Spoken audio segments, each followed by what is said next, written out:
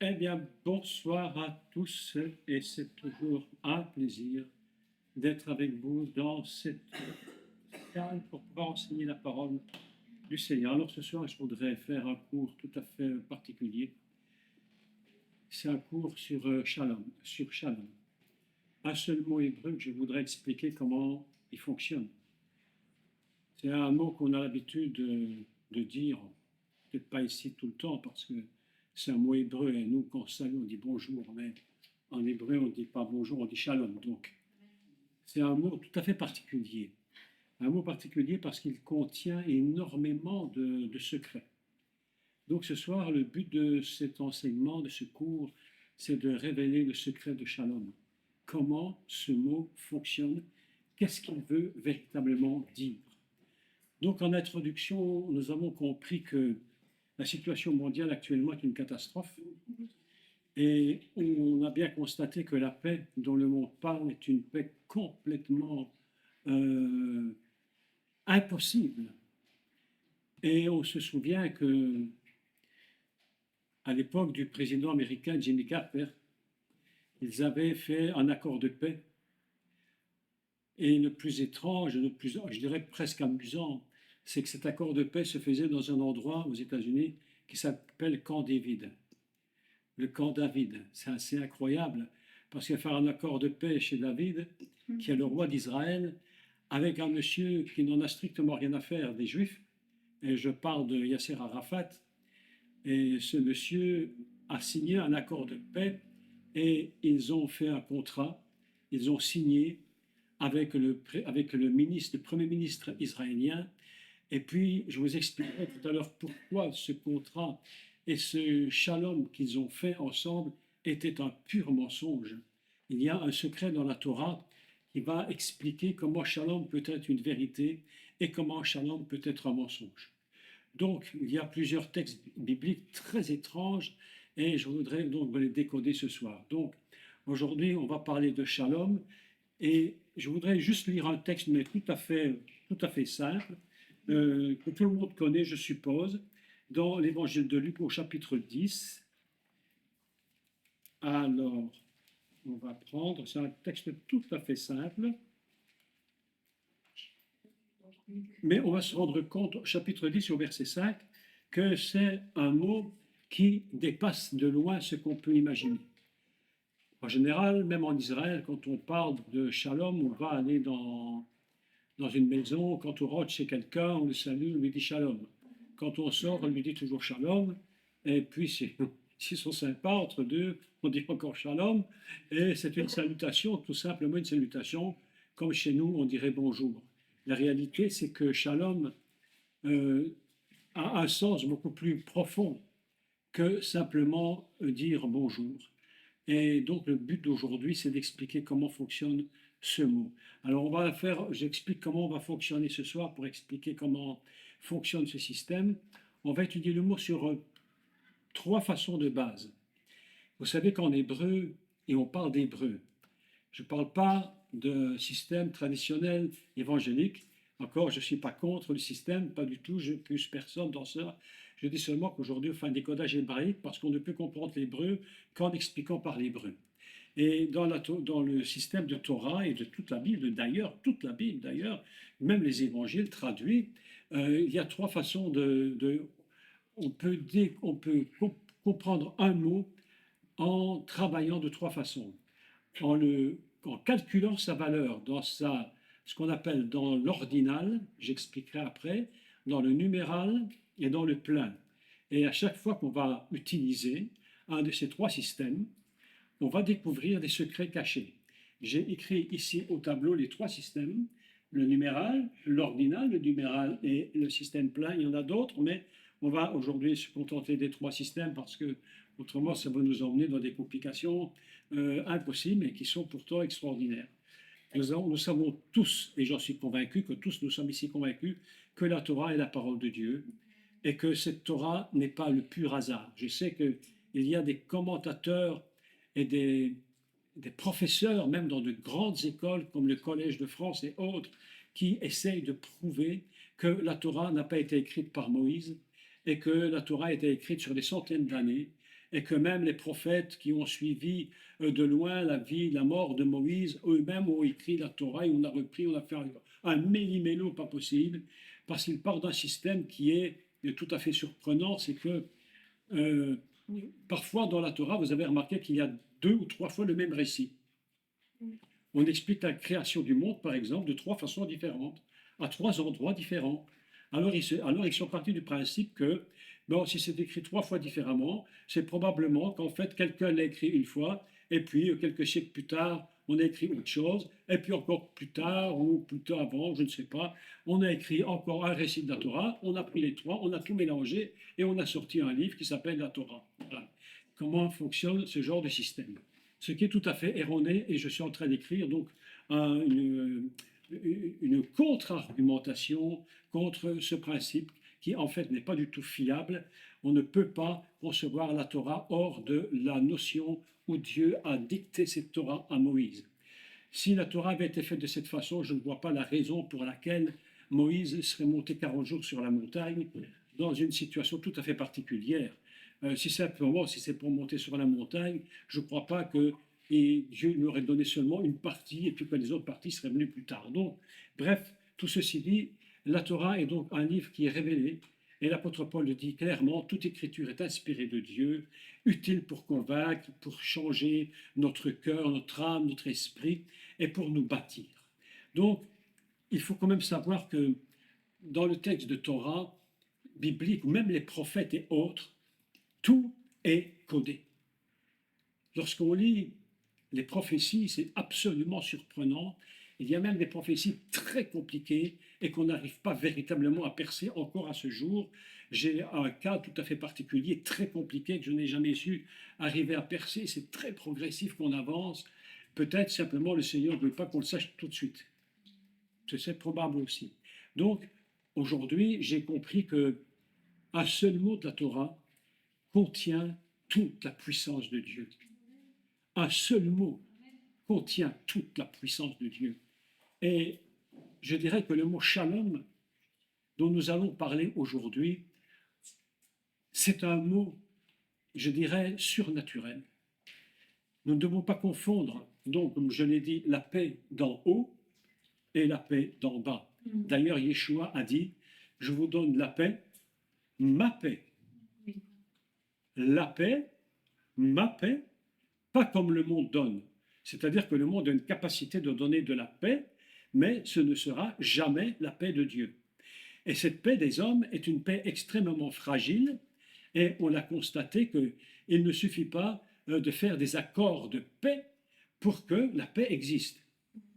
Aujourd'hui, vous avez entendu à la télévision des informations sur Israël et sur l'Iran, et on essaye tant bien que mal de faire un accord de paix comme s'ils s'imaginent qu'un jour, les Iraniens, les Irakiens et tout ce petit monde va aimer Israël, va les prendre dans les bras et tout le monde va s'embrasser et s'aimer dans l'amour éternel. C'est de la pure folie, c'est une paix qui ne tient absolument pas la route, c'est une paix qui n'a aucune structure divine et une paix qui n'a pas de structure divine, c'est une paix fragile.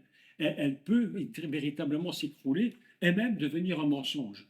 Donc, nous allons, avant de commencer, si vous prenez des notes, je vais vous laisser prendre des notes en même temps, et je vais essayer d'être très très lent pour expliquer comment fonctionne Shalom. Il faut partir d'un principe que Shalom, le mot hébreu peut signifier beaucoup de choses. Il peut signifier énormément de choses, et quand vous dites un seul mot, on peut dire en même temps tout. On peut tout dire et en dire qu'une.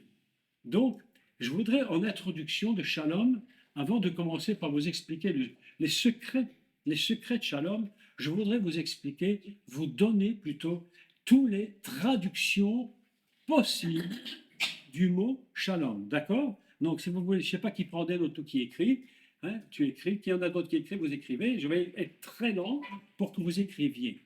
Donc, Shalom, premièrement, si je demande à quelqu'un qu'est-ce que Shalom, on va me répondre, c'est la paix. Alors, c'est évidemment vrai.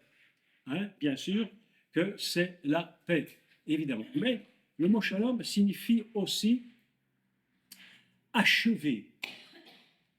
Achever. C'est-à-dire que lorsque je prononce shalom, l'achèvement, je dis en même temps, ce qui est commencé sera achevé. Et c'est parce que c'est achevé que je vais avoir la paix. Il n'y a rien de pire que de commencer une chose, et ça arrive très souvent chez chacun d'entre nous, je le suppose, enfin, j'espère que non, mais enfin, pour moi, c'est comme ça, que souvent nous commençons une chose qui ne se termine pas. Et ça reste là en attendant, et puis, à la limite, parfois ça ne s'arrange, ça ne se termine jamais, ça se finit. Donc le mot shalom signifie achever, signifie également payer. Payer, c'est très intéressant parce que quand j'ai payé mes impôts, je suis en paix. OK? Si je ne paye pas mes factures, j'ai que des soucis. Donc, shalom veut dire payer. Et lorsque Yeshua, Jésus, était sur la croix, il a dit, tout est accompli. D'accord? Et tout est accompli, ça se dit nishlam. Et dans nishlam, on entend shalom.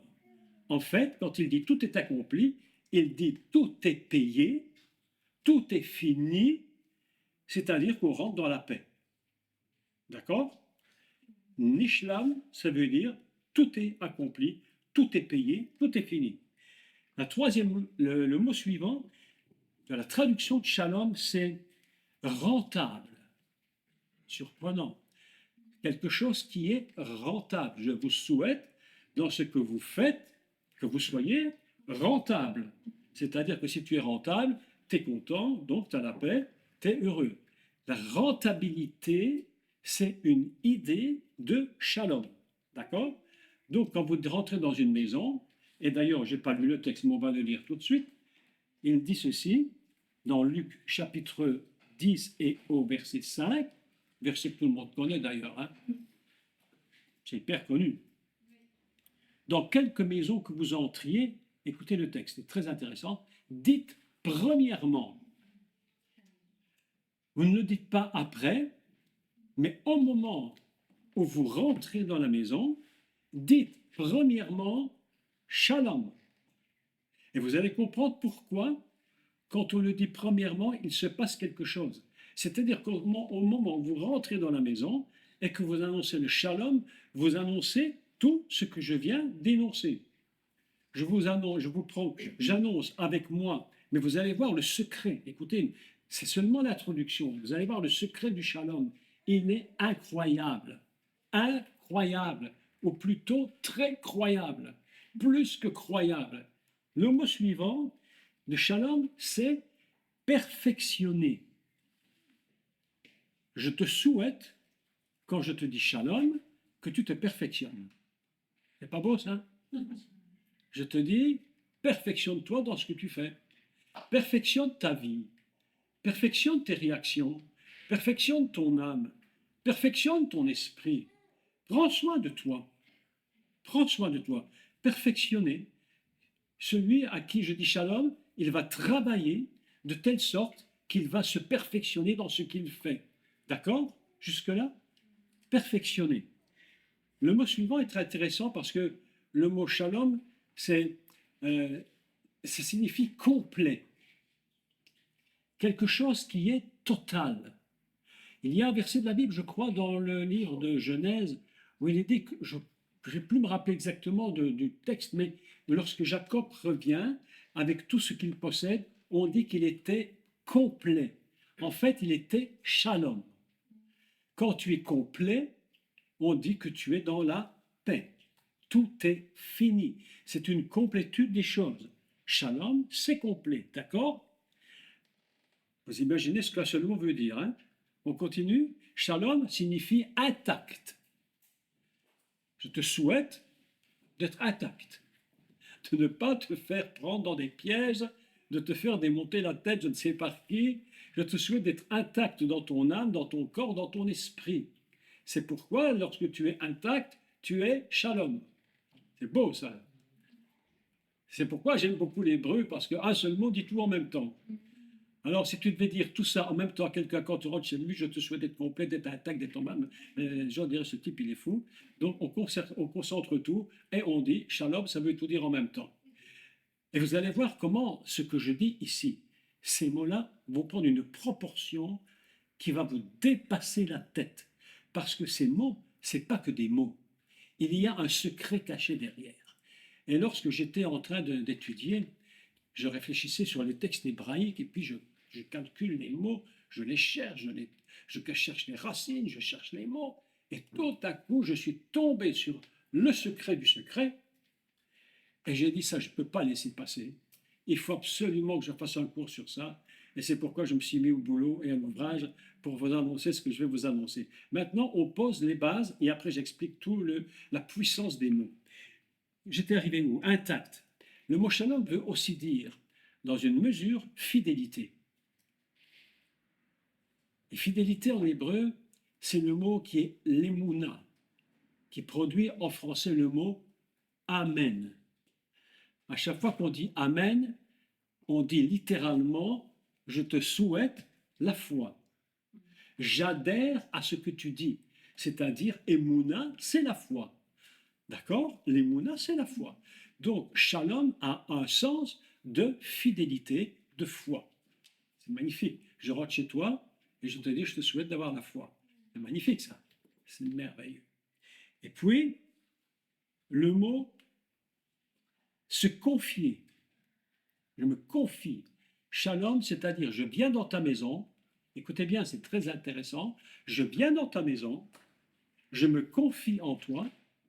Et toi, tu te confies en moi. On va fusionner ensemble. Shalom, c'est la fusion qui produit la confiance. Je viens devant Dieu, je me confie en lui, et surprenant, plus que surprenant, c'est que Dieu se confie aussi en nous. Il a confiance en toi. Quand Dieu te regarde, il a totalement confiance que ce qu'il dit, tu le feras. Il ne doute même pas. Il ne doute même pas. Il dit, je le ferai. Confier.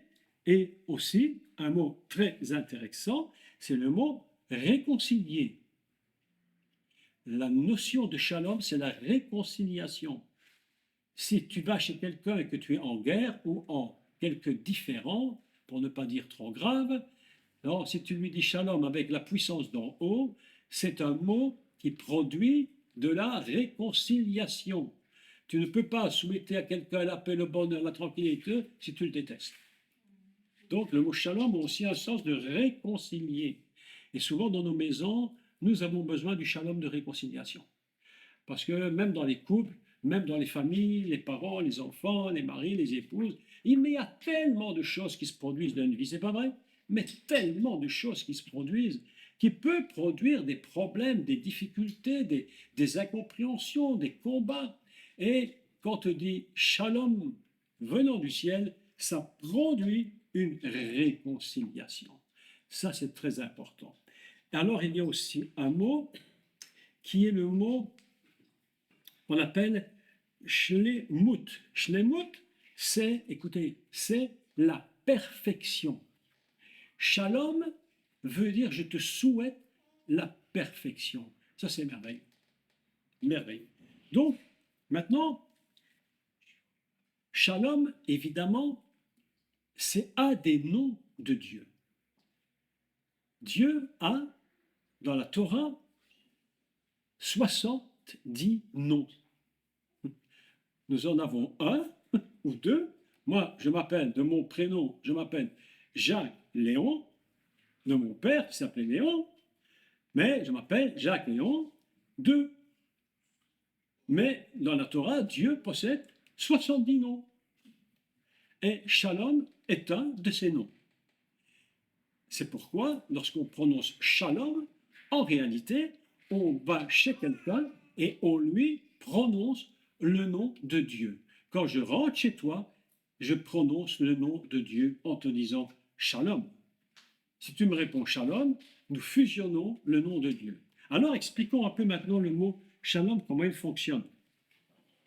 Je voudrais vous montrer quelque chose de très important au niveau du Shalom.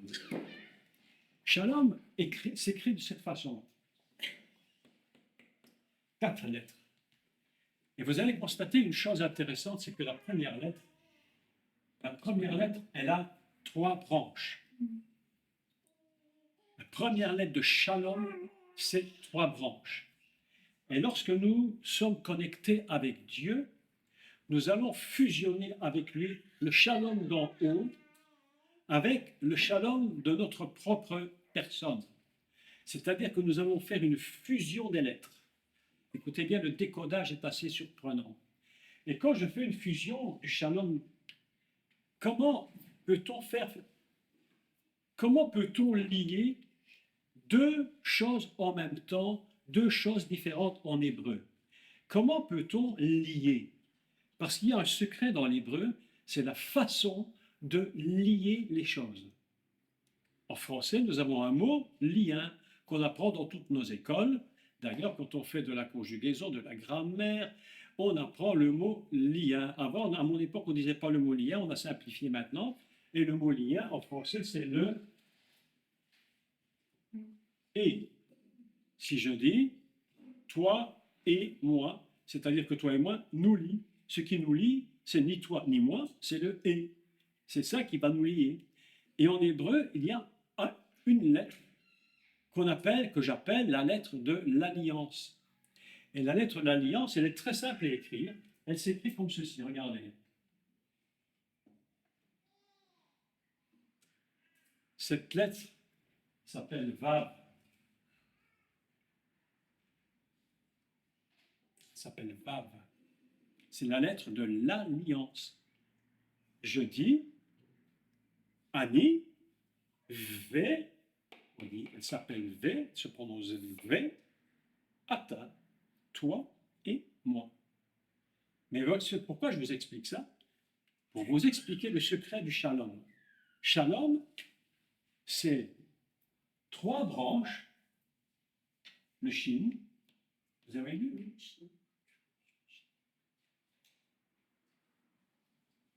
Trois. D'accord? Et quand je connecte avec le ciel, le shalom divin, je fais une connexion. Et qu'est-ce que je trouve? La menorah. C'est-à-dire que la première lettre de shalom, elle nous révèle un secret.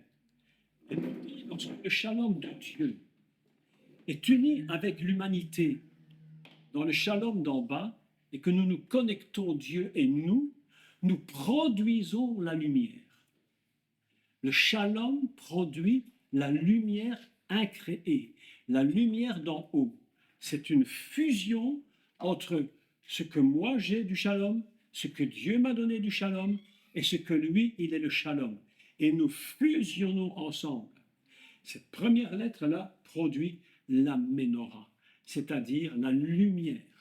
Si nous pouvons avoir la lumière dans nos maisons, et lorsque nous rentrons chez quelqu'un, je te souhaite shalom, en réalité, je viens de connecter la lumière et je rentre avec la lumière. C'est pourquoi il est dit, quand vous, dans quelque maison que vous entriez, dites d'abord shalom, que la paix soit pour la maison, qu'il y ait dans cette maison de la paix.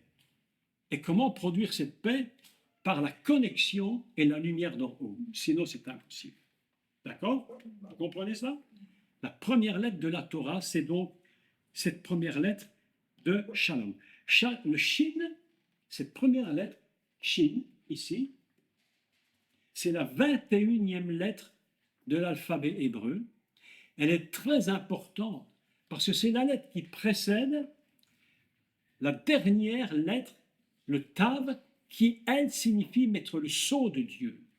Juste avant que le Shin soit prononcé dans le Shalom, Dieu dit, je vais mettre le sceau d'approbation. Le sceau d'approbation est placé directement sur le Shin, qui est la lettre de Shalom. Mais aussi importante, cette lettre a une grande signification, parce que la lettre Shin, c'est la lettre également de Shaddai. El Shaddai, le Dieu tout-puissant. Je ne vais pas rentrer dans tout le détail de Shaddai, parce que ce serait très long, ce n'est pas le but aujourd'hui. C'est la lettre de Shaddai. Mais le grand problème, c'est que le Shin, c'est aussi une lettre qui signifie quelque chose de terrible.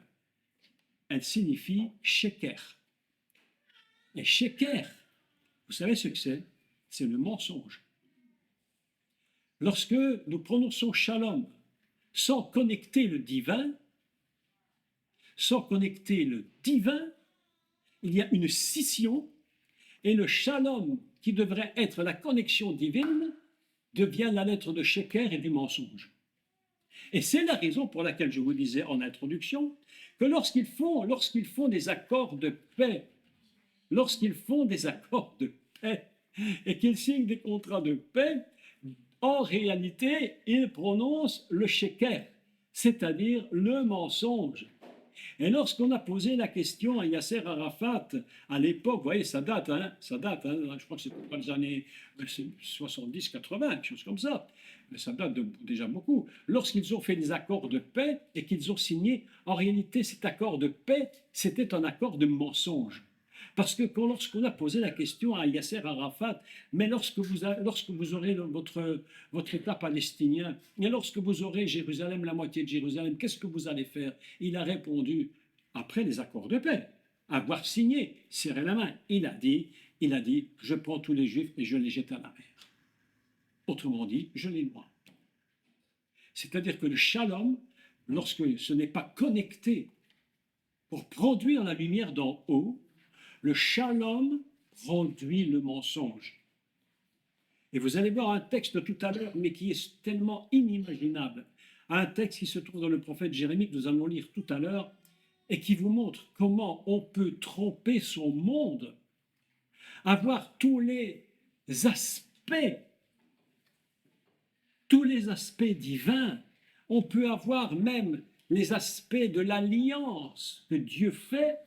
Et ces aspects de l'alliance sont des mensonges. Et ils trompent le monde. C'est pourquoi nous devons être très prudents lorsque nous voyons des manifestations où nous voyons les gens se promener avec des colombes de la paix. Il faut savoir que ces colombes de la paix, ce n'est pas la paix d'en haut. Et vous allez voir le texte qu'on va lire tout à l'heure, il est incroyable, il est inimaginable. La paix, la colombe de la paix que le monde nous propose est un mensonge. Est-ce que vous me comprenez? C'est terrible. Il y a quelques années, vous pouvez aller sur YouTube et regarder un cours que j'ai donné il y a 8, 9 ans, 10 ans, peut-être, je ne sais même plus, ça date tellement, où j'avais écrit le thème « Ils ont volé nos symboles divins ». Ils ont volé nos symboles. Lorsqu'ils ont pris la colombe, ils ont été puiser la colombe dans la Bible, mais ils n'ont pas la puissance du Seigneur. Lorsqu'ils ont fait l'arc-en-ciel pour faire l'alliance du groupe homosexuel, de ce groupement, ils ont pris l'arc-en-ciel, mais l'arc-en-ciel, c'est Noé. C'est Noé. La colombe, c'est le Messie, oui ou non? Ils ont pris les symboles, ils les ont pris pour eux et ils s'en sont accaparés comme si le diable avait dit, je prends les symboles de Dieu pour faire croire que l'alliance, elle est de Dieu, mais en réalité, c'est une paix de mensonges. Et ça s'appelle sheker. À ce moment-là, la première lettre se transforme et devient sheker. Donc, je voudrais maintenant vous expliquer quelque chose d'absolument fantastique en introduction. Lorsque l'on prend chaque lettre hébraïque dans la valeur ordinale, vous allez voir quelque chose d'absolument merveilleux. La valeur ordinale, c'est-à-dire l'ordre alphabétique. Il y a 22 lettres. 1, 2, 3, 4, 5, 6, 7, 8, 9, 10, jusqu'à 22. D'accord? C'est dans l'ordre. Ou 22. Je prends les lettres dans leur valeur ordinale. Le shin, c'est la 21e lettre. D'accord jusque-là? Pas compliqué. Il y en a 22, donc je les ai pris. Le lamed, c'est la 12e lettre. Oui? Le vav, c'est la 6e lettre. Et le mem, 13e lettre. Total, 52. Je ne sais pas si vous vous rappelez de ce que c'est 52, je vous l'avais dit ici. Vous savez ce qu'est 52? C'est le nombre de lettres, le nombre de mots qu'il a fallu pour écrire le premier jour de la Torah. Au commencement, Dieu créa les cieux et la terre était informée, vide, etc. C'était le jour 1. pour écrire le jour 1, il a fallu 52 mots. J'ai dit, mais attends, 52 mots pour écrire le jour 1, mais Shalom, c'est 52. Est-ce que tu me suis? Donc tout le jour 1, en réalité, il est construit sur quoi? Sur Shalom. Le jour 1 est bâti sur Shalom. C'est le nombre de lettres, c'est le même que le nombre de Shalom. Le jour Echad 1, il est bâti sur 52 mots, il est construit sur le Shalom divin. Tout ce que Dieu a fait, tout ce qu'il a fait, quand il a dit que la lumière soit, au commencement Dieu créa, Dieu a créé, comment a-t-il créé? Dans la paix. Quand Dieu dit qu'il sépare les eaux d'avec les eaux, c'est fait dans la paix. Quand il dit que Adam est créé, il crée Adam dans la paix. Lorsque tout ce que Dieu crée, les arbres, les rivières, le Gan Eden, tout ce que vous pouvez imaginer, même nous avons été créés dans la paix et pour la paix. Et ce qui détruit l'être humain, c'est lorsque l'être humain perd cette paix. Parce que nous sommes fondamentalement construits pour être dans la paix. Le monde entier est bâti par Dieu dans la paix d'en haut. Pas la paix d'en bas, celle d'en haut. Et que lorsqu'il va créer son monde et qu'il regarde, qu'est-ce que Dieu dit? Il vit que cela était bon. Qu'est-ce qui est bon? Que ce monde est créé dans la tranquillité. Et même lorsqu'il y a des nuages dans le ciel, lorsqu'il y a des puissances que Dieu a mis dans l'univers qui sont incomparables, inimaginables, tout est construit en paix. Vous imaginez l'état du monde aujourd'hui, la catastrophe du monde aujourd'hui. Alors que Dieu regarde ce monde et dit, mais moi j'ai voulu faire mon monde en paix, dans la tranquillité, que tout le monde soit dans la paix et la joie. Il dit, c'est la paix du Seigneur. La paix d'en haut, c'est notre puissance, c'est notre force. C'est pourquoi nous devons nous garder dans cette connexion avec Dieu afin que nous vivions dans la paix d'en haut. Parce que nous avons été conçus pour la paix. Nous n'avons pas été conçus dans le stress. Dieu n'est pas un être stressé. Dieu n'est pas un être angoissé. Dieu n'est pas un être qui ment. La Bible dit Dieu ne ment pas. Et pour prouver qu'il ne ment pas, il va jurer par deux choses immuables. Pour dire ce que je le fais en paix et en tranquillité. J'ai bâti l'univers entier. Au commencement, Dieu créa le ciel et la terre dans la paix. Pas dans le trouble, pas dans l'angoisse. À chaque fois que l'angoisse vient dans nos vies, dans nos maisons, c'est quelque chose qui nous détruit. C'est quelque chose qui nous blesse, oui ou non? Lorsque tu sens le stress qui monte dans la maison, lorsque tu sens la tension qui commence à monter, tu sais que la paix est en train de disparaître et qu'elle est remplie par quelque chose que Dieu ne veut pas, parce que nous avons été fondamentalement créés en paix. J'essaye pertinemment moi-même tous les jours de me dire, Seigneur, cette journée qui commence, qu'elle soit une journée de paix. Aujourd'hui, je ne veux pas m'inquiéter, je ne veux pas, il a dit, ne vous inquiétez de rien. Ça veut dire quoi? Chasser l'inquiétude pour garder la paix d'en haut. C'est-à-dire que lorsque tu rentres, écoutez-moi bien, lorsque tu rentres dans une maison et que tu dis Shalom, tu lui amènes dans sa maison la puissance de la création de tout l'univers. Wow! C'est simplement pas une salutation, c'est plus que ça, c'est toute la puissance de la création du monde. C'est comme si tu lui disais, je t'amène la puissance qui a créé le monde dans ta maison. Et lorsqu'il est dit, la lumière paraît, cette lumière rentre dans ta maison. Mais ce n'est pas la lumière d'en bas, c'est la lumière d'en haut. C'est ça le shalom. C'est ça la puissance du mot shalom. C'est d'amener dans les maisons, dans nos maisons, chez les gens, chez qui nous allons, cette puissance de la création fondamentale de tout l'univers. C'est quelque chose qu'on ne peut même pas concevoir. C'est quelque chose qu'on dit, mais réellement le concevoir, c'est très compliqué. Et vous comprenez que lorsque le Mashiach, lui, il va venir, sur terre, qu'est-ce qu'il porte en lui? Le Mashiach porte en lui quelque chose d'absolument extraordinaire. C'est qu'en réalité, la valeur 52 en hébreu, qui est donc les 52 mots du jour 1, 52, ça a deux significations en hébreu. Ben, c'est le fils. Le fils, il vaut, qu'on appelle Ben en hébreu, 52. Mais encore plus fort. 52, c'est quoi? C'est Yeridera. Yeridera, c'est unique. 52, c'est le fils unique. C'est qui le fils unique? Yeshua. Mon fils, mon unique. Laisse sortir mon fils, mon unique. C'est 52. Autrement dit, lorsque tu dis shalom, tu entres dans une maison et tu prononces sur cette maison la puissance de la création de tout l'univers à travers le Fils unique. Vous imaginez la puissance. À travers le Fils unique, toute la puissance rentre dans une maison. C'est pas n'importe quoi. C'est pas n'importe quoi. C'est pas simplement bonjour, au revoir. C'est pas ça du tout. C'est que nous portons en nous, et je vous assure une chose, il faut essayer de le comprendre, mais c'est compliqué. Nous portons en nous une puissance divine que tu ne peux même pas imaginer.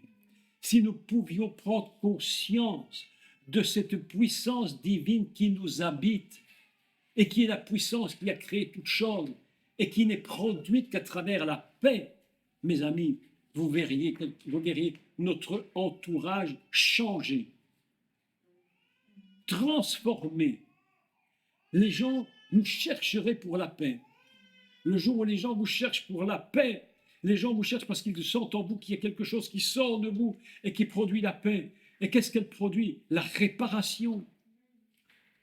Qu'est-ce que c'est qu'une guérison? C'est la réparation de quelque chose qui va mal, oui ou non? C'est ça la guérison.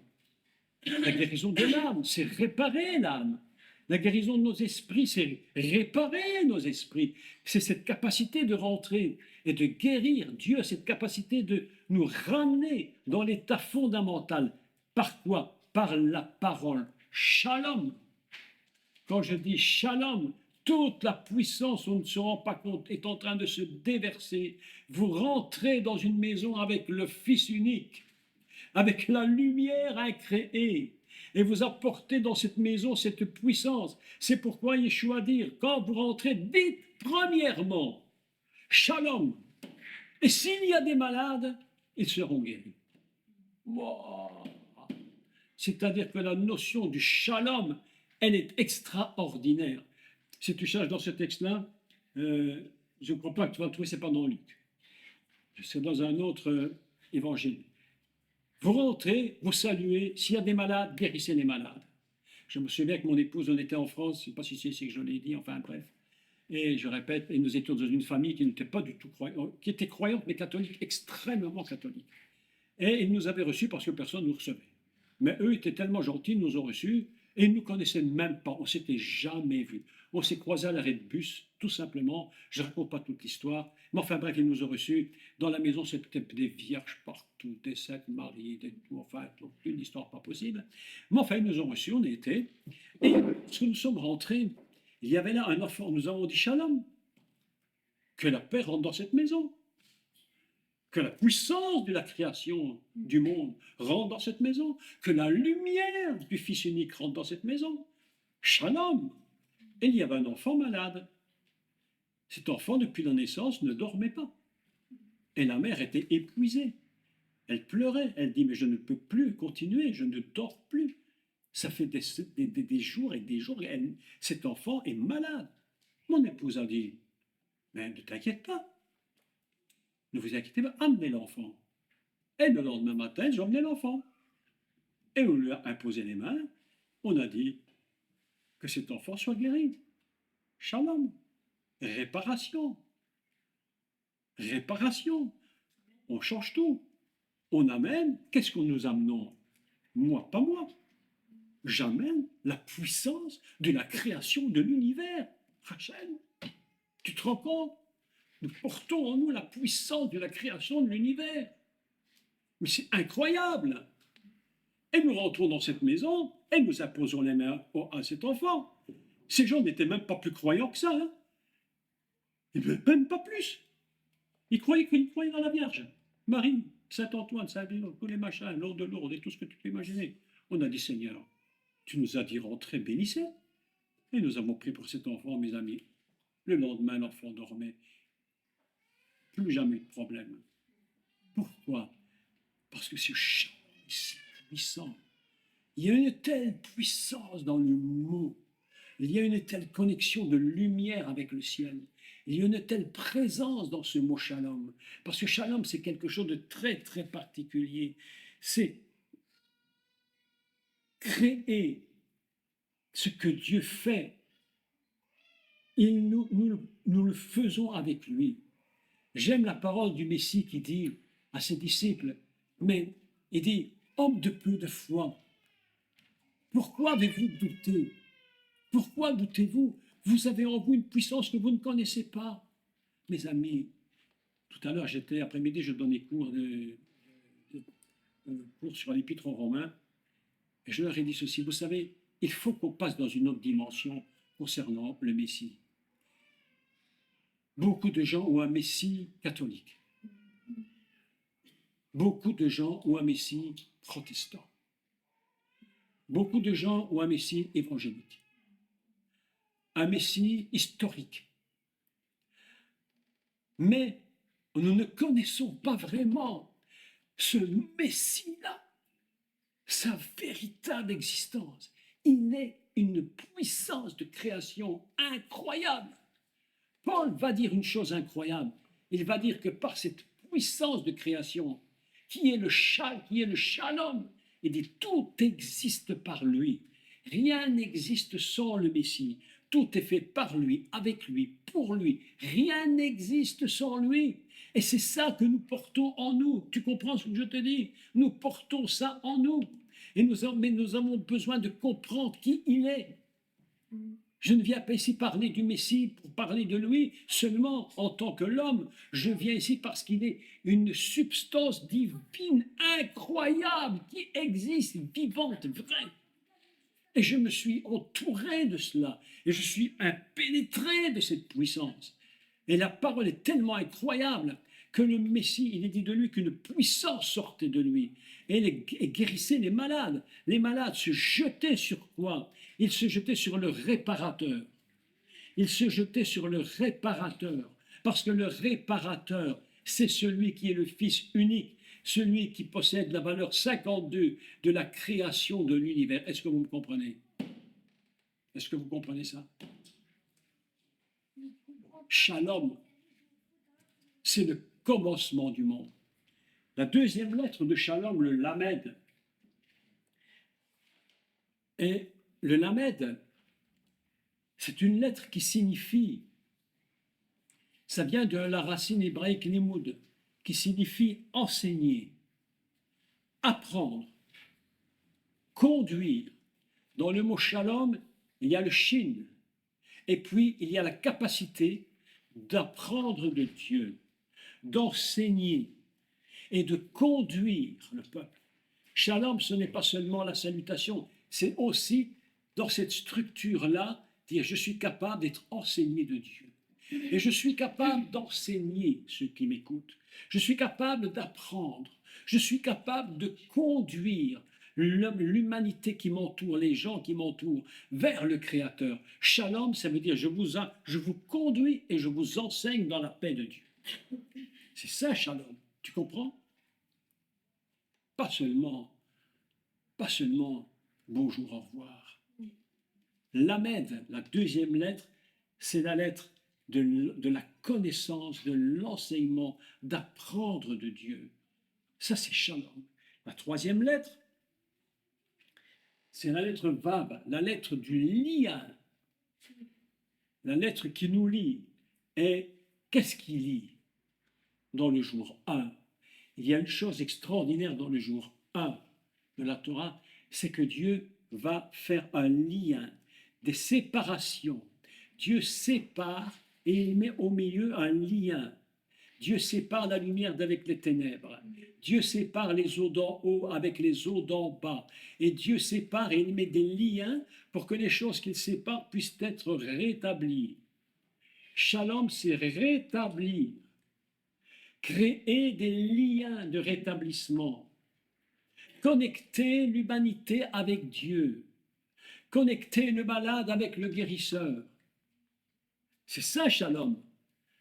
On devrait dire, vous avez remarqué que Jésus parfois disait, est-ce que vous avez remarqué une chose incroyable? C'est que Jésus ne priait pas pour les malades. C'est bizarre ça.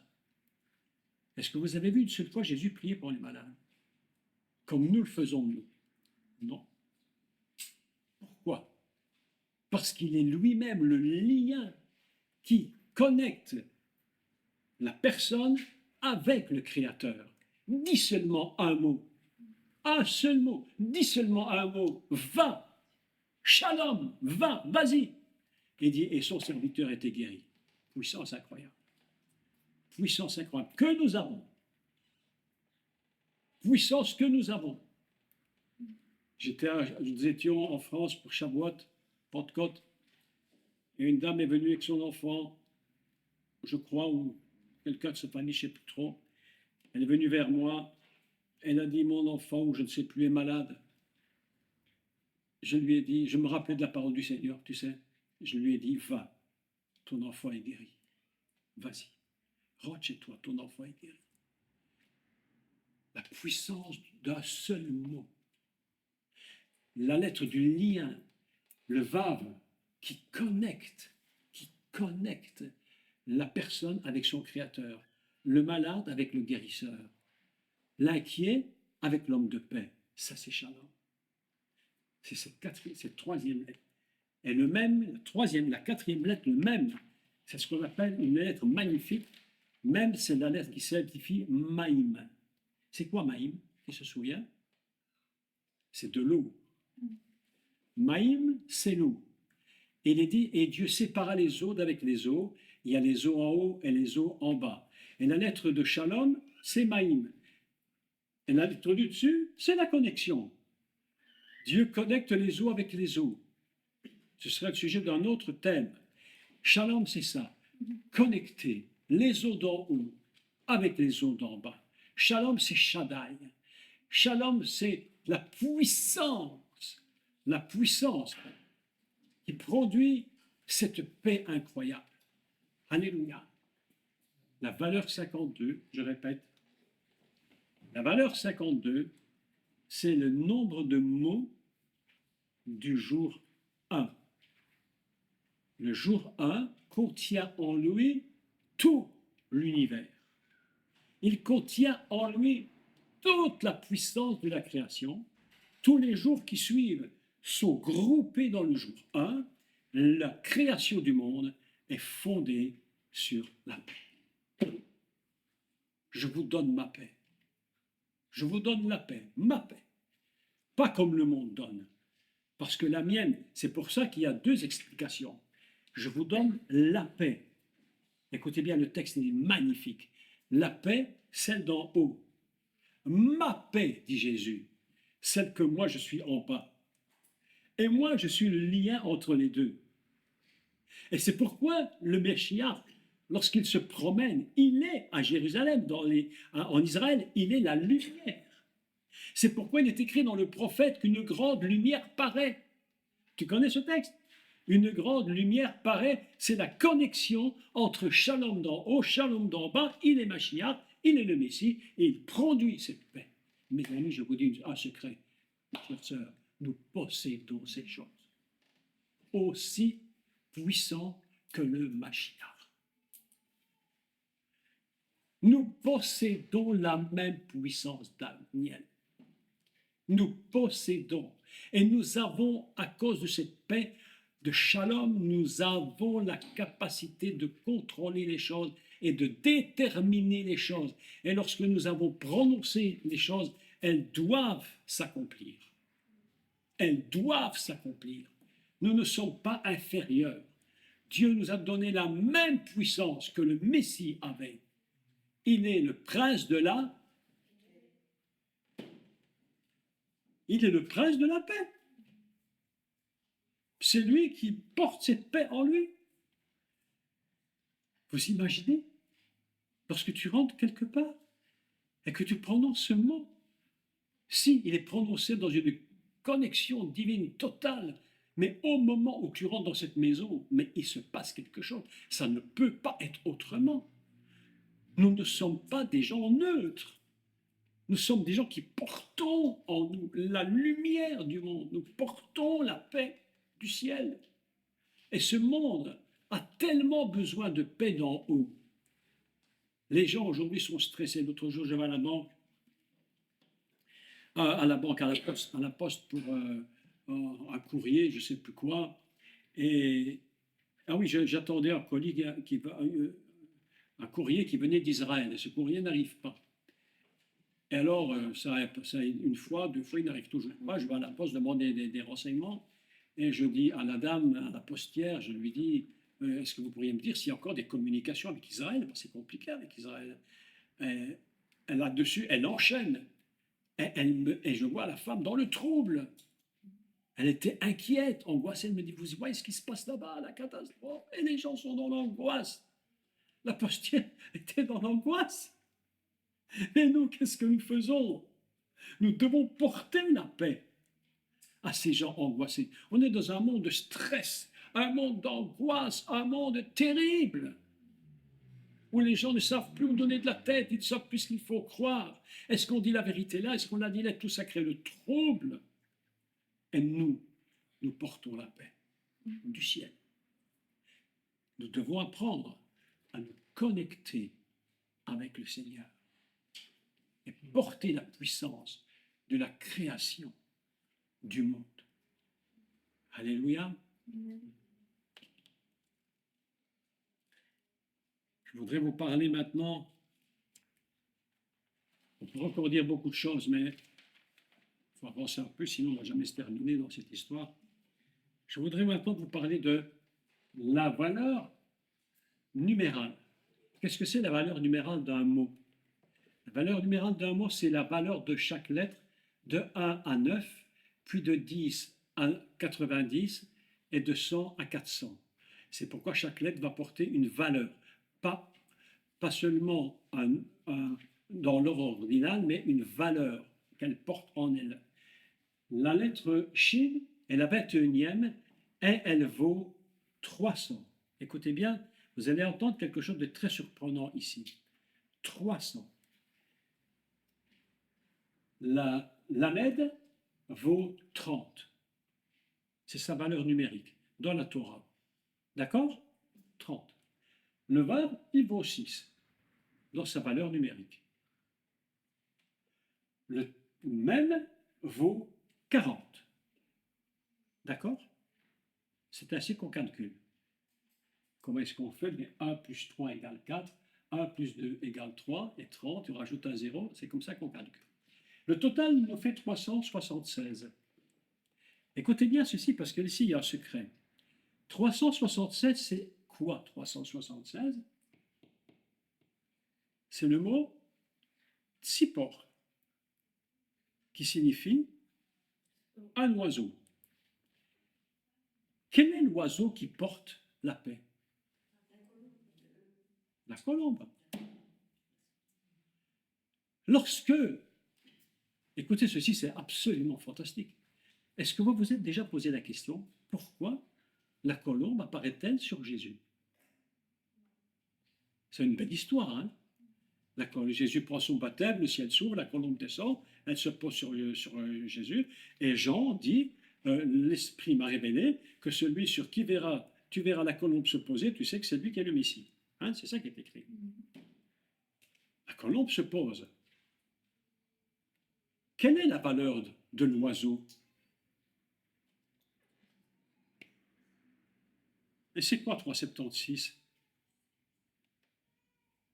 Shalom. La colombe de la paix. C'est pourquoi on appelle la colombe de la paix. Le monde ne sait même pas ce qu'il raconte. Est-ce que tu comprends ce que je veux dire? la colombe de la paix. Mais voilà qu'il y a un texte très, très, très, très, très surprenant, c'est que le monde a pris, non, il a volé un symbole divin. Et lorsqu'il fait ces manifestations, paix pour la Palestine, paix pour ceci, paix pour cela, et on se promène avec la colombe de la paix, et on dit la paix, la colombe, il faut maintenant la paix pour ces pays, la paix en Iran, et on promène la colombe de la paix. Ils ne savent même pas ce qu'ils racontent. Ils savent à la limite même pas qu'ils ont volé un symbole divin, qui est le symbole de la colombe qui se pose sur Yeshua. Que s'est-il produit lorsqu'elle s'est posée? Eh bien, mes amis, puisque là, l'oiseau colombe qui se pose sur le Messie, c'est là, c'est le shalom étant la création du monde, de tout le monde, de la puissance créatrice, la colombe se pose sur le Mashiach, elle reconnaît en lui la connexion entre le Mashiach et le commencement de toute chose. Elle ne vient pas par hasard. Elle vient parce qu'elle dit, je suis le commencement de l'univers. Je suis la puissance du shalom d'en haut. Et je viens et je reconnais le Mashiach, je reconnais que c'est lui. Il y a une fusion de reconnaissance entre la colombe et le Messie. Elle ne vient pas par hasard sur lui comme ça. On aurait pu faire autre chose. Mais voilà que cet oiseau vient et se connecte avec le Messie. Ils se reconnaissent tous les deux parce qu'ils ont tous les deux une structure identique. Est-ce que tu comprends ce que je dis? Oui. Comprends ça? Ils ont une structure identique, ils se reconnaissent. La colombe vient parce qu'elle est 3,76 dans sa valeur ordinale. Elle dit, c'est moi, je suis la paix d'en haut. Moi qui porte tout l'univers, qui ai créé l'univers en entier par la paix. Elle dit, je reconnais le Mashiach, je le reconnais, c'est lui. Elle descend, elle se pose sur le Messie. Est-ce que tu me suis? La connexion, ce qui se produit au moment où la colombe se pose, c'est pas seulement une histoire, c'est pas seulement une histoire de l'esprit, même si c'est vrai, bien sûr, mais c'est la colombe qui se pose, elle reconnaît Yeshua, elle dit c'est lui, c'est lui, c'est lui, c'est là que je dois me poser. Oh, oh, oh, oh. Ça c'est magnifique ça. Écoutez-moi, il n'y a pas d'anecdote dans la Bible. L'histoire de l'oiseau qui se pose, tout le monde se demande bien pourquoi il s'est posé là. Comment, pourquoi? Parce que c'est une reconnaissance de la puissance de la création de paix et du Mashiach. Ils se connectent ensemble. Et l'oiseau reconnaît. Il dit c'est lui, c'est lui. Shalom. Et au moment où la colombe se pose, c'est le shalom qui se pose sur le Messie, c'est-à-dire la puissance de la création du monde. Il dit, je reconnais que lui, c'est lui qui a tout créé. Et il fait la connexion. Ça, c'est shalom.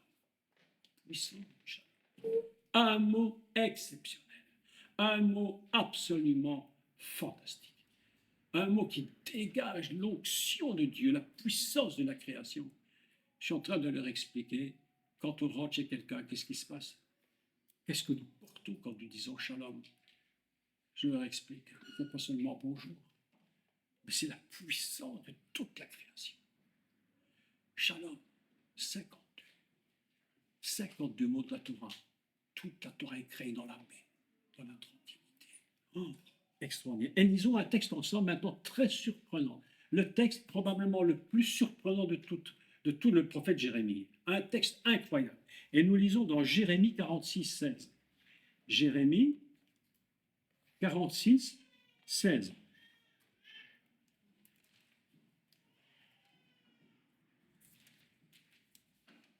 Écoutez, ceci, c'est un texte absolument incroyable. Ce que je vais lire ici, c'est inimaginable. Traduction en français, très discutable, mais presque impossible à traduire autrement. Donc, on va le traduire, mais littéralement, mot pour mot. Et nous lisons dans 46,16, il est dit « Retournons vers notre peuple dans le pays natal, loin du glaive destructeur. » Loin du glaive destructeur, d'accord? Je le lis en hébreu, l'épée, mais traduit littéralement, hein, l'épée de la colombe. Comment est-ce possible? En français, l'épée, le glaive destructeur ou l'épée de la destruction, en hébreu, littéralement traduit, l'épée de la colombe. Oh, qu'est-ce que c'est que cette histoire? Mais ça veut dire quoi? Ça veut dire que lorsque le monde utilise les symboles de Dieu, même s'ils mettent une colombe, en réalité, c'est la destruction. Parce qu'ils ont volé les symboles. Lorsqu'ils te disent paix, paix, sûreté, vous avez entendu? Paix, paix, sûreté. Une ruine soudaine les surprendra. Pourquoi? Parce qu'ils ont pris la colombe de la paix, mais ils ont oublié qu'elle n'était pas connectée avec le haut. Elle n'était pas connectée en haut. Celle qui vient d'en haut, c'est celle de Noé. Celle qui produit le repos. Noach, le repos. Et quand tu prends la colombe et que tu ne la connectes pas en haut, ben, il y a un problème qui se pose, c'est qu'elle ne s'appelle plus la colombe, elle s'appelle l'épée de la destruction. Yona, l'épée. On appelle ça en hébreu, Rechev Ayona, l'épée de la colombe. Incroyable. Incroyable. Voilà comment le monde fonctionne. Ils ont volé les symboles divins, ils se les sont appropriés en disant ça nous appartient, nous allons faire alliance avec le Très-Haut, mais sans lui. Ils ont volé l'arc-en-ciel, ils en ont fait le symbole du groupe homosexuel en disant nous avons l'arc-en-ciel. Et l'arc-en-ciel, c'est l'alliance avec l'eau. L'eau. Ah oui? Et l'eau, c'est quoi l'eau? C'est Maïm. Maïm, Shalom, Maïm, Mimim, la dernière lettre, c'est Maïm, c'est de l'eau. La connexion avec de l'eau. Et bien, ils ont pris l'arc-en-ciel, mais ils n'ont pas la connexion. C'est pourquoi, est-ce que tu me comprends dans ce que je dis? C'est pourquoi l'arc-en-ciel de Dieu a 7 couleurs et l'arc-en-ciel du groupe homo en a 6. C'est-à-dire qu'il n'y a que 6, et 6, c'est l'homme. Ils ont, ah ouais, je te dis, quand j'ai fait le cours que j'avais intitulé Ils ont volé nos symboles divins, je ne te raconte pas ce qu'ils m'ont écrit sur Internet. C'était pas possible. Les gens m'écrivaient, honteux, scandaleux, comment vous osiez dire des choses pareilles? Je dis, moi, je dis ce que Dieu dit, hein. Moi, je n'apporte rien, je dis, je lis, hein, c'est tout. Shalom, c'est un mot puissant. Mais shalom, je leur expliquais tout à l'heure que shalom, si nous ne connectons pas avec le ciel, ça devient, la lettre shin devient sheker, le mensonge. Le mensonge. C'est-à-dire qu'on peut prononcer shalom, être des menteurs. On peut faire tous les accords de paix, être des menteurs. On peut faire toutes les signatures du monde, des poignées de main. Mais quand je vois ces poignées de main à la télévision, mais je tombe à la renverse. Je vois les chefs d'État se serrer la main et je dis derrière, mais quelle bande de menteurs! Mais comment on peut mentir? Derrière la tête, il y a quelque chose qui s'appelle Sheker, t'es un menteur et point autre chose. Mais si je prononce Shalom, alors c'est Shaddai, El Shaddai. Shaddai, c'est extraordinaire, Shaddai. Shaddai, c'est fabuleux. C'est la connexion de la mère avec l'enfant. Vous savez, quand un enfant vient au monde, la première chose qu'une mère fait, elle va l'allaiter. Elle va lui donner le sein, elle va l'allaiter. Et comment appelle-t-on le sein? C'est Shadim, de Shaddai. Shaddai, c'est les mamelles. C'est incroyable. C'est pourquoi lorsque la mère donne le sein à son enfant, c'est la première connexion de l'enfant avec la nature du divin à travers la mère. C'est une chose incroyable. Une mère qui allait son enfant, c'est une connexion divine. C'est impressionnant. Est-ce que tu comprends? C'est une connexion divine. C'est la première connexion que l'enfant a avec son Dieu. Il ne le sait pas parce qu'il passe par le sein de sa mère. Mais ça s'appelle Shaddai. Et si je regarde en haut, c'est El Shaddai, mes amis. Une femme qui donne le sein à son enfant pour le nourrir, c'est El Shaddai. C'est magnifique ça. On cherche Dieu à droite à gauche, mais il est là sous nos yeux, on ne le voit pas.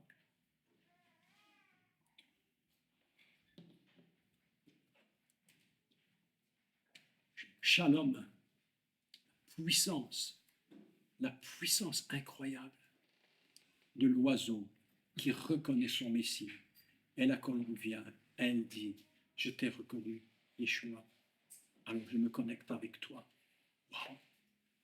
Et si vous comprenez ça, mes amis, si nous comprenions cette vérité, nous disons Saint-Esprit, viens, Saint-Esprit, viens. Le Saint-Esprit vient, écoutez-moi, s'il vous reconnaît comme étant capable de le recevoir. Vrai ou pas vrai?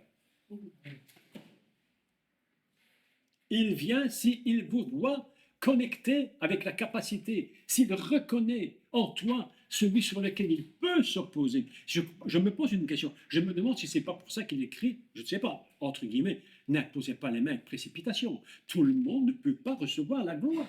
La gloire peut nous tuer. La gloire nous rend forme, elle peut nous tuer. Mais la puissance de Shalom, qui vaut la création de tout l'univers créé en paix, c'est ça qui vient sur nous. Non, mais je dis, on ne sait pas ce que nous possédons. Nous ignorons ce que nous possédons. Nous faisons souvent, et je n'accuse pas, tu sais, j'accuse pas. Même pour moi, je me dis, Seigneur, souvent je parle, mais est-ce que je suis vraiment conscient de toute cette gloire que tu as mis en moi, cette puissance que tu as mis en nous? Tu reproches aux disciples qui ne savaient pas calmer la tempête, mais ça nous paraît impossible.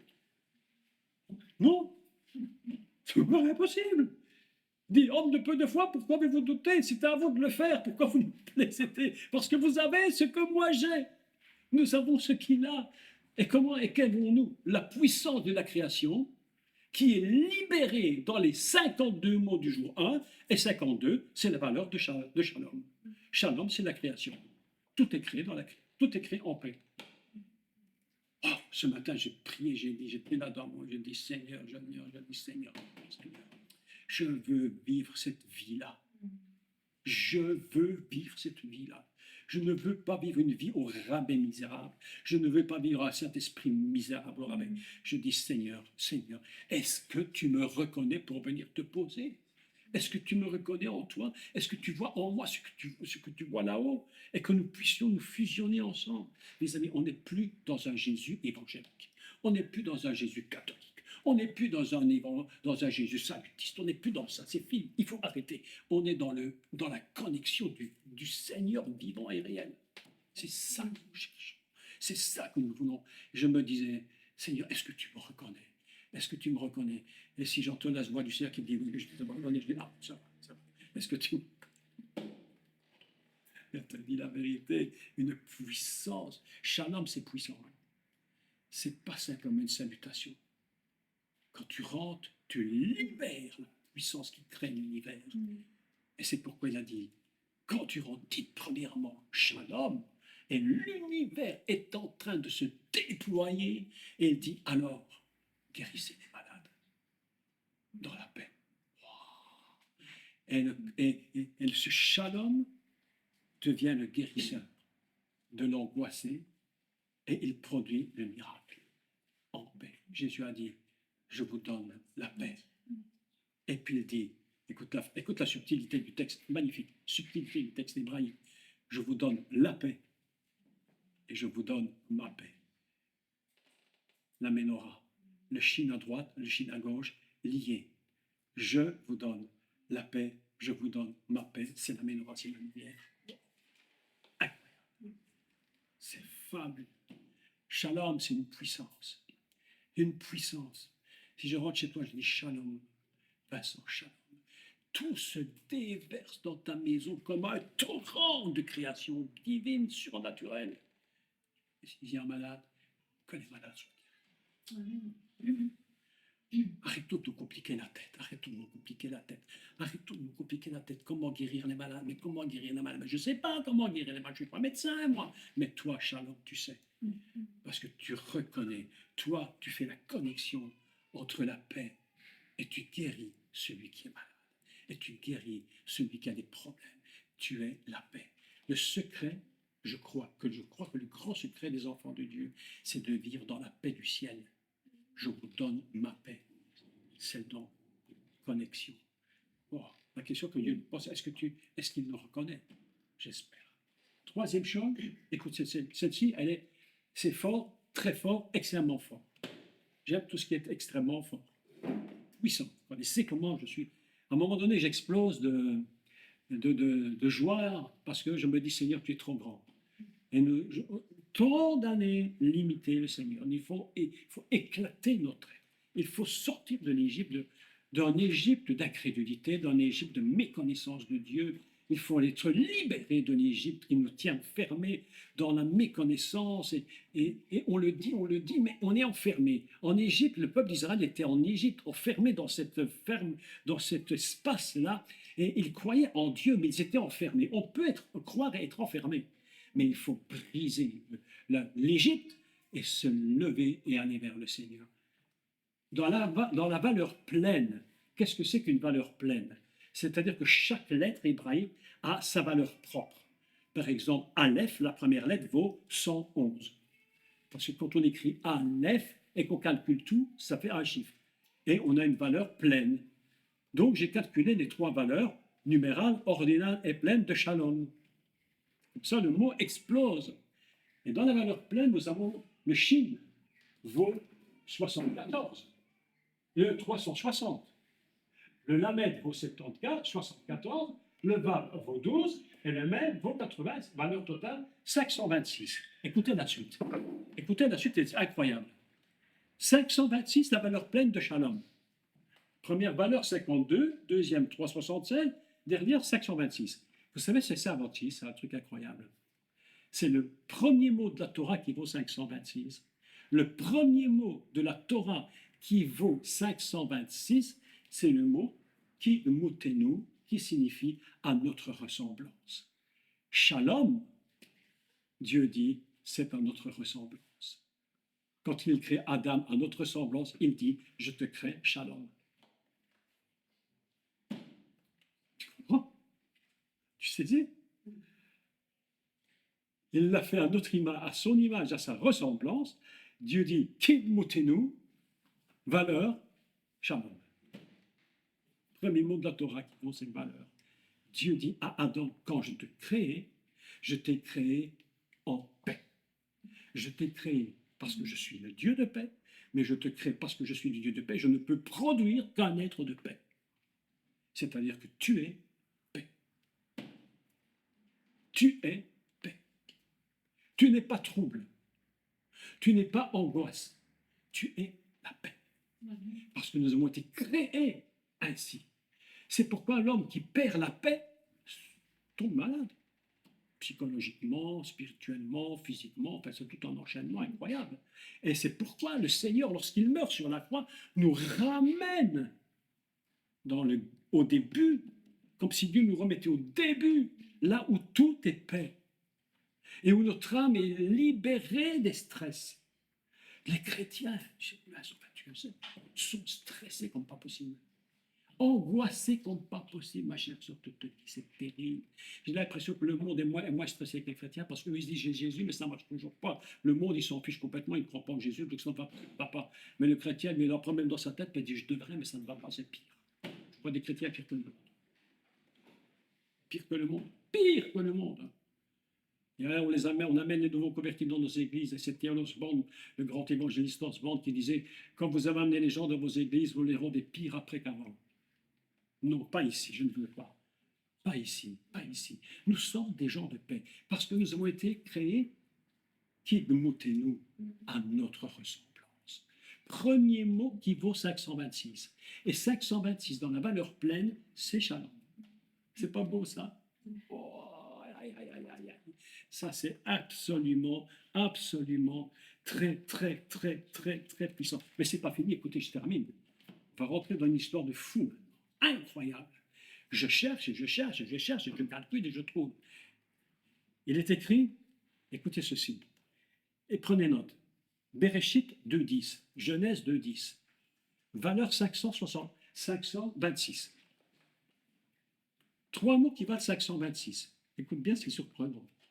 Dans Genèse 2.10, ça s'appelle Nahar Yotzer Me'eden. Nahar Yotzer Me'eden signifie un fleuve sortait d'Éden. Valeur Shalom. Valeur Shalom. le fleuve qui sort d'Éden, c'est-à-dire d'un lieu de bénédiction, mais inimaginable, Nahar Yotzer Me Eden, 526, Shalom. C'est pas beau ça? Extraordinaire, incroyable. C'est-à-dire que quand Dieu met l'homme dans le jardin, il est dit que le fleuve sortait, il se divisait en 4 bras, enfin en hébreu on dit 4 têtes. 4 têtes. Arbaim Roshim, 4 têtes. Et ces 4 têtes, c'est la paix. C'est un fleuve de paix. Je me disais souvent, mais pourquoi tu as fait sortir un fleuve, tu l'as mis là, tu ne vois pas autrement? Mais pas du tout, parce que ces 3 mots valent la valeur de shalom. Quand tu rentres chez quelqu'un, tu lui dis shalom, tu fais sortir de toi, d'ailleurs Jésus a dit, des fleuves sortiront de son sein. Fleuve de paix, qui se divise en 4 bras. Imaginez un peu l'histoire, tu rentres chez quelqu'un, et la paix se divise en 4 bras. Et cette personne est complètement prise, corps, âme, esprit, et tout en elle est inondé de shalom, de fleuves de paix qui sortent des mains. C'est ça, shalom. C'est pourquoi shalom ramène toujours notre vie au commencement de l'univers. C'est souvent le thème que je développe. Nous ne sommes pas ici pour essayer d'être un peu meilleurs aujourd'hui qu'hier. Nous recommençons tout à zéro. Et nous repartons avec un fleuve qui est un fleuve de paix, avec une colombe qui est la paix. Toute la notion de Mashiach, c'est Shalom. Le monde est créé Shalom. Il se développe Shalom. Il est le fleuve de Shalom. L'Éden, c'est ça. Et c'est pourquoi nous, les enfants de Dieu, nous devons absolument passer dans une autre dimension et nous dire, Seigneur, quelle est ma vie? Est-ce que je vis dans le stress, l'angoisse, la peur, l'inquiétude? Mais tout est fait pour nous inquiéter, tu as remarqué? Mais tout est fait pour nous inquiéter. Tout est fait pour nous inquiéter. Et le Seigneur nous dit, ne vous inquiétez pas. Gardez le shalom. Et je vous assure que c'est difficile. Parce que ce monde est un monde destructeur d'hommes. Le monde détruit les hommes. Il détruit les âmes. Il détruit les esprits. Il détruit les corps. Il détruit tout. C'est un monde sans Dieu. Un monde sans Dieu, c'est un monde où le fleuve ne coule plus. Un monde où il n'y a plus rien de bon. Alors on écoute les infos et on se dit, mais comment ça va se terminer? Et alors on se rend bien compte que, alors on peut discuter sur toutes les infos, Israël a raison, ceci, tout ça est vrai, d'accord. Mais c'est un monde de destruction et un monde qui tue. Et Dieu est le Dieu de la vie, est le Dieu de paix, est le Dieu de shalom. Alléluia. Quand on dit shalom, c'est incroyable, toujours shalom en fait. Shalom signifie entier, signifie série de victoires. C'est beau ça. Série de victoires. Et c'est pas beau ça? Quand je te dis shalom, je te souhaite toutes les victoires de la terre. Je te souhaite de ne jamais rater. Toutes les victoires sont à toi, mon frère. Toutes les victoires sont à toi. Toutes les victoires sont à toi. Ne te laisse pas abattre. Toutes les victoires sont à vous. Shalom. Mais ce n'est pas que des mots. C'est une réalité que nous devons connaître. Alors, est-ce qu'il y en a qui font du tennis ici? Du tennis? Comment on appelle le grand tournoi final? Le Grand Chelem? C'est Shalom. C'est Shalom. Le Grand Chelem, c'est Shalom. C'est la grande victoire, la grande paix finale. Quand tu gagnes au tennis, le grand tournoi, Roland Garros en finale, le Grand Chelem, c'est Shalom. C'est tout, c'est comme ça. C'est la grande victoire que tu gagnes comment? Eh bien, tu te concentres et tu restes en paix, parce que tu t'inquiètes, c'est l'autre qui gagne. Mes amis, c'est quelque chose d'incroyable. Shalom, c'est puissant, une puissance que nous ne pouvons même pas comprendre. Et c'est là que je me dis, Seigneur, un seul mot de ta parole nous révèle la totalité de ton œuvre. C'est pourquoi quand Jésus dit, quand vous rentrez dans une maison, dites Shalom. On aurait pu dire autre chose, il aurait pu dire autre chose, c'est d'accord. Il aurait pu dire, je sais pas, moi, comme on dit, Boker Tov, bonjour, Boker Tov, tout ce que tu veux, en fait, tout ce qu'on peut dire, quoi. Quand tu vas chez quelqu'un, mais il dit non, non, ne dites pas bonjour, dites shalom. Et il dit, j'aime ce texte. Ah, il est magnifique ce texte, il est beau, il est magnifique ce texte, hein. Franchement, c'est tellement magnifique, magnifique, magnifique, magnifique. Il dit tellement beau. Ah là là, c'est incroyable. Dans quelque maison que vous entriez, dites premièrement shalom. Pas Boker Tov, mais pas tout ça, non, non, non, non, non, non. Pas Laila Tov, non, non, non, shalom. Dites shalom. Et s'il se trouve là un enfant de paix, écoutez, le texte est absolument magnifique. Et s'il se trouve là un enfant, Ben 52, Ben, Bet Nun 52, valeur, shalom. C'est extraordinaire quand même, le texte incroyable. S'il se trouve là un enfant de paix, votre paix reposera sur lui, sinon elle reviendra à vous. Connexion, connexion.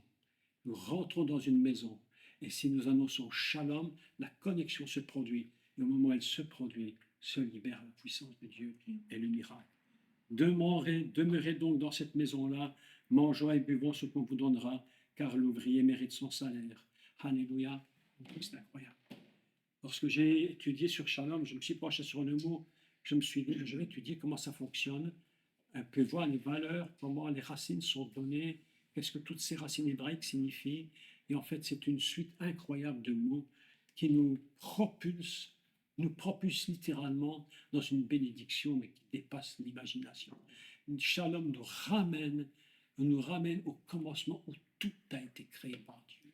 Et il dit, lorsque Dieu crée son monde et qu'il dit que la lumière soit, en fait, vous savez ce qu'il dit? Il dit shalom. Et la lumière paraît. Et il dit shalom. Et les eaux se séparent. Il dit shalom. Et les ténèbres commencent à sortir. Voilà ce que je voulais vous dire ce soir. Je trouvais que c'était si beau d'expliquer ce mot shalom pour ne pas le laisser basiquement à ras du sol, mais élever ce mot et le placer là d'où il vient réellement. Et shalom ne vient pas de la terre, shalom vient du ciel. Shalom vient du ciel. C'est pourquoi n'oublions jamais cette phrase. Je vous donne la paix. Je vous donne ma paix. Et quand je connecte les deux, ça produit la menorah, la lumière. Magnifique. Alléluia. On va prier le Seigneur. Parce que vraiment, si nous pouvons saisir que le Seigneur est vraiment vivant et que nous ne sommes plus dans une connexion religieuse, mais vraiment connecter le Seigneur lui-même en personne, que sa propre vie soit là, alors nous savons gagner. Éternel notre Dieu, comment je peux te dire merci parce que tout a été fait dans la paix. Et nous avons été créés pour la paix, pas pour le stress, pas pour l'angoisse, pas pour les tristesses. Nous avons été créés pour la paix dans nos maisons, dans nos couples, avec nos enfants, dans nos familles. Nous voulons, Père, nous engager à refuser le trouble, soit que nous recevons, soit que nous produirions, mais nous voulons, Père éternel, que cette paix d'en haut vienne. Et quand tu entres dans notre maison et que tu dis shalom, il faut que tu reconnaisses un enfant de paix en nous, afin que nous soyons connectés avec toi.